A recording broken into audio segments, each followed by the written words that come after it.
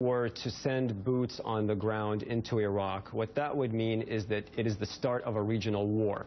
And if you start a regional war, you never know where it's going to end. And so while the Iranians, for example, have already sent in for years now some of their senior officers to wage a covert campaign against both the United States military and Iraqi forces. In fact, Iran killed just about as many Americans as al-Qaeda did in Iraq.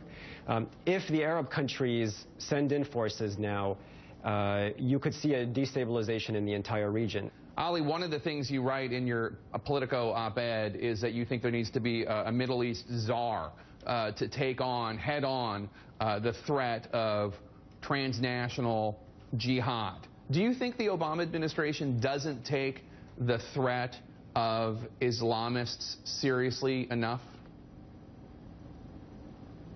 I know they don't take the threat of transnational jihad seriously enough, as demonstrated by President Obama's assessment of ISIS only a few months ago, calling them the JV team, when in reality, ISIS represents, in fact, the most virulent form of transnational jihad the planet has ever seen. These folks are not Muslims.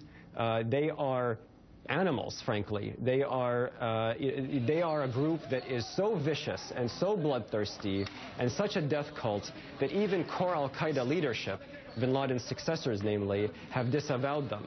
And so by referring to them as the JV team, by sitting back and watching them rise over 3 years despite the genocide in Syria, by watching Maliki's sectarian policies create an environment where ISIS could again come into Iraq, and then by doing nothing about it for months now, despite repeated warnings from the American intelligence community, what's happened now is the cancer has metastasized and we have a major problem on our hands, a problem that threatens regional stability and thus threatens global stability. And that's why I'm calling for a modern-day General Dwight Eisenhower, just as General Eisenhower was the supreme Allied commander in Europe after Hitler made a mess of Europe. I'm calling for a modern-day Ike to prevent the Middle East from descending into chaos and for, frankly, potentially creating a third world war, not because of a country's invasion of its neighbors, but because transnational jihad has really become a global problem that is an existential threat to the world as we know it. And I'm telling you right now, Jake, I consumed a lot of CIA and NSA products over the years. I obviously don't anymore, being outside of government.